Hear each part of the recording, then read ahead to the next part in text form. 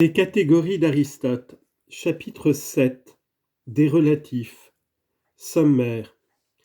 Définition vulgaire des relatifs, exemples divers. Propriétés des relatifs. Premièrement, quelques-uns ont des contraires.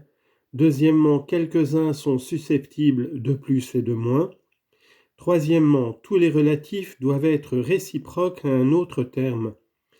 Difficulté pour reconnaître cette réciprocité quand les mots manquent à la langue. Nécessité de forger des mots pour découvrir la relation. Quatrièmement, les relatifs coexistent pour la plupart, exceptions diverses. Examen de cette question.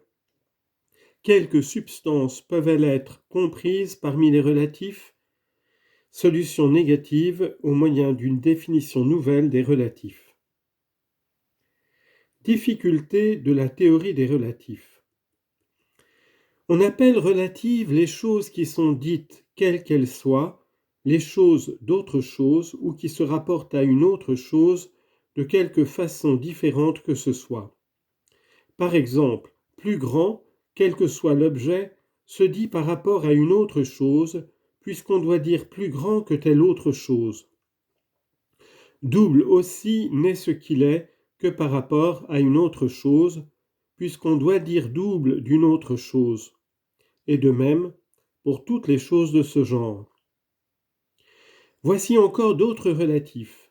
Possession, disposition, sensation, science, position.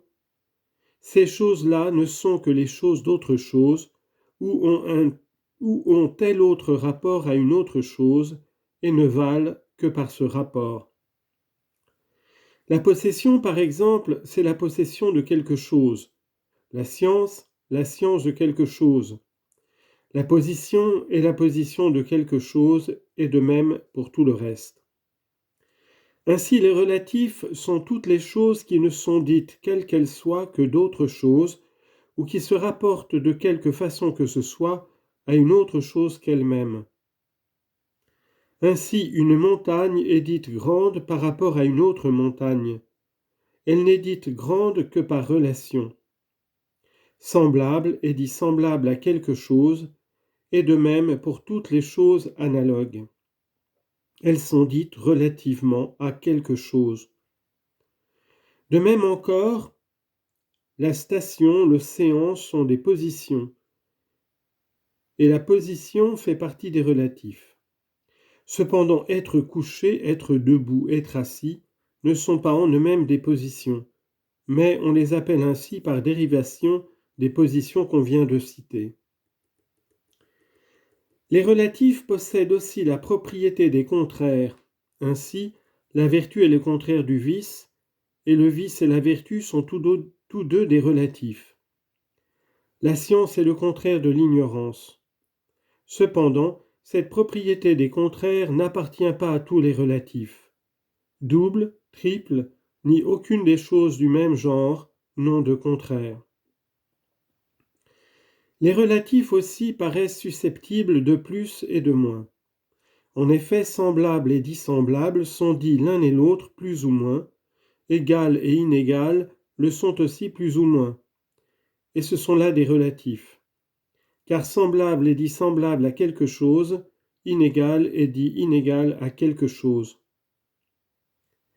Tous les relatifs cependant ne sont pas susceptibles de plus et de moins. Double en effet n'est ni plus ni moins double. Il en est de même pour tous les relatifs de ce dernier genre. Tous les relatifs s'appliquent à des choses réciproques. Ainsi l'esclave est dit esclave du maître, et réciproquement le maître est le maître de l'esclave.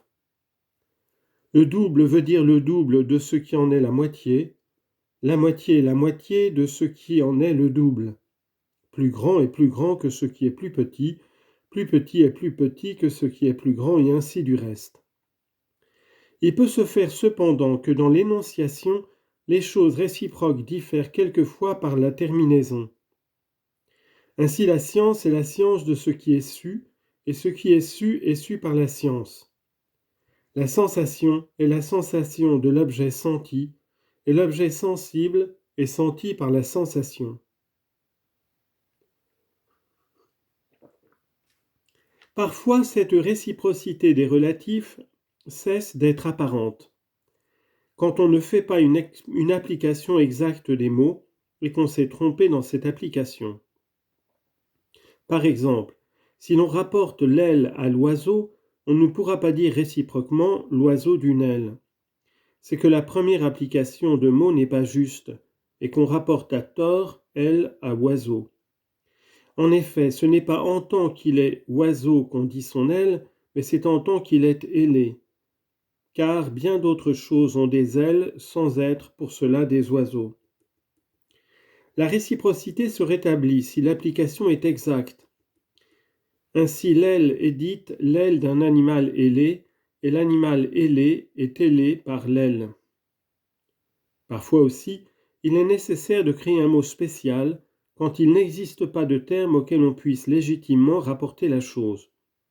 Par exemple, si l'on veut rapporter gouvernail à navire, l'application n'est pas exacte, car ce n'est pas parce que l'objet est vaisseau qu'on dit son gouvernail, puisqu'il y a des vaisseaux sans gouvernail. La réciprocité est donc ici détruite, puisqu'on ne peut pas dire réciproquement que le vaisseau est le vaisseau du gouvernail. Mais peut-être l'appellation des mots serait-elle plus juste si l'on disait par exemple le gouvernail est le gouvernail d'une chose gouvernalisée, ou si l'on employait toute autre expression pareille, attendu qu'il n'y a point ici de mot spécial. La réciprocité existe toujours en faisant une application de mots qui soit légitime. En effet, la chose gouvernalisée est gouvernalisée par le gouvernail, et ainsi du reste. Par exemple, tête se dira plus exactement d'un être tétifié que d'animal, car ce n'est pas en tant qu'animal que l'animal a une tête, puisque beaucoup d'animaux n'en ont pas. C'est ainsi qu'on peut trouver fort aisément des mots pour des choses qui n'ont pas de nom spécial. Si l'on tire ces mots des primitifs et qu'on les impose aux objets correspondant à ces primitifs, comme on l'a fait plus haut, d'aile faisant ailé, de gouvernail, gouvernalisé.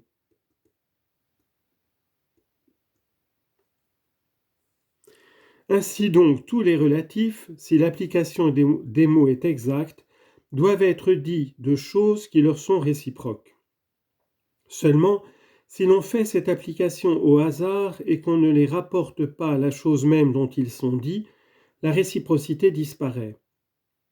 J'ajoute que, même parmi les choses dont la réciprocité est notoire et qu'on peut rendre par des mots spéciaux, la correspondance vient à cesser si l'appellation se fait d'après quelques accidents et non d'après la chose même dont il s'agit.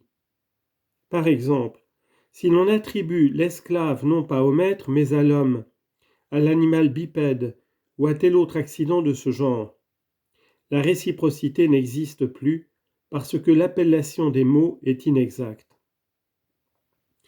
Mais si l'on fait une appellation légitime relativement à la chose qui doit la recevoir, et qu'éliminant tout ce qui n'est qu'accident, on ne garde que ce qui peut recevoir justement l'appellation du mot, le mot alors sera toujours parfaitement applicable à la chose. Ainsi que l'on rapporte esclave à maître, et en écartant tous les faits accidentels qui peuvent se rapporter au maître, par exemple d'être un animal à 2 pieds, d'être susceptible de science, d'être un homme, on pourra toujours, en lui laissant uniquement cette propriété d'être maître, rapporter esclave à maître, car l'esclave est dit esclave du maître. Si au contraire l'appellation du mot n'est pas légitime, même en ayant soin d'écarter toutes les autres circonstances, pour ne garder que la chose même à laquelle le mot devrait se rapporter, on ne pourra l'employer avec justesse.